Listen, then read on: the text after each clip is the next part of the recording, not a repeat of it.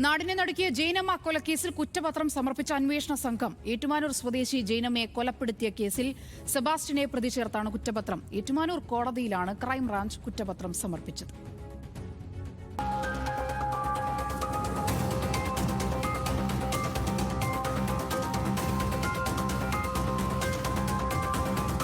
പള്ളിപ്പുറത്തെ സെബാസ്റ്റ്യന്റെ വീട്ടുവളപ്പിൽ കണ്ടെത്തിയ അസ്ഥികൾ ജൈനമ്മയുടേത് തന്നെയെന്ന് സ്ഥിരീകരിച്ചതിന്റെ അടിസ്ഥാനത്തിലാണ് ക്രൈംബ്രാഞ്ച് നീക്കം. ഇതോടൊപ്പം സ്ഥലത്ത് നിന്ന് ലഭിച്ച രക്തക്കറ ജൈനമ്മയുടേതാണെന്ന് ഉറപ്പിക്കാനും അന്വേഷണ സംഘത്തിന് കഴിഞ്ഞു. സെബാസ്റ്റ്യൻ മാത്രമാണ് കേസിലെ ഏക പ്രതി. CCTV ദൃശ്യങ്ങളും ഫോൺ ലൊക്കേഷനുമാണ് കേസിൽ നിർണായകമായത്. ജൈനമ്മയുടെ ഫോൺ സെബാസ്റ്റ്യൻ കൈവശം വെച്ച് ഉപയോഗിച്ചതാണ് കുറ്റകൃത്യം തെളിയുന്നതിലേക്ക് എത്തിയത്. ഫോണിന്റെ ലൊക്കേഷൻ പിന്തുടർന്നുള്ള അന്വേഷണമാണ് നിർണായക വഴിത്തിരിവായത്.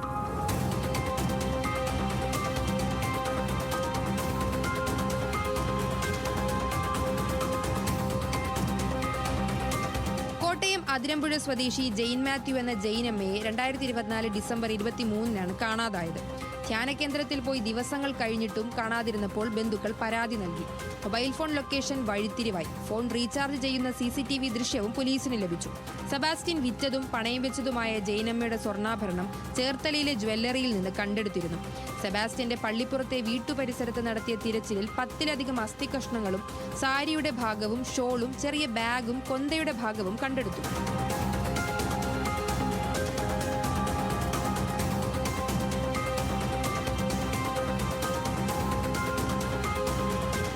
ജൈനമ്മ ഉൾപ്പെടെ 2006-നും 2025-നും ഇടയിൽ കാണാതായത് 40-നും 50-നും ഇടയിൽ പ്രായമുള്ള 4 സ്ത്രീകളാണ്.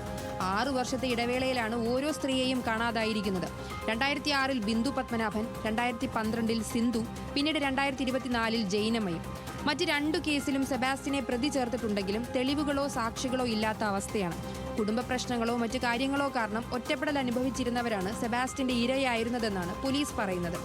ധ്യാനകേന്ദ്രങ്ങളിൽ പോയിരുന്നയാളാണ് സെബാസ്റ്റ്യനെങ്കിലും അയാൾ ഒരു വിശ്വാസിയായിരുന്നില്ലെന്നാണ് അന്വേഷണ സംഘം മനസ്സിലാക്കിയിട്ടുള്ളത്. ജൈനമ്മയുമായി പരിചയമുണ്ടായിരുന്ന സെബാസ്റ്റ്യൻ പ്രാർത്ഥനാ സംഗമങ്ങളിലൂടെയാണ് അവരെ പരിചയപ്പെട്ടത്. ആലപ്പുഴ കൃപാസനത്തിലടക്കം പ്രാർത്ഥനയ്ക്കായി ഒരുമിച്ച് പോയിട്ടുണ്ടെന്ന് സെബാസ്റ്റ്യൻ മൊഴി നൽകിയിരുന്നു.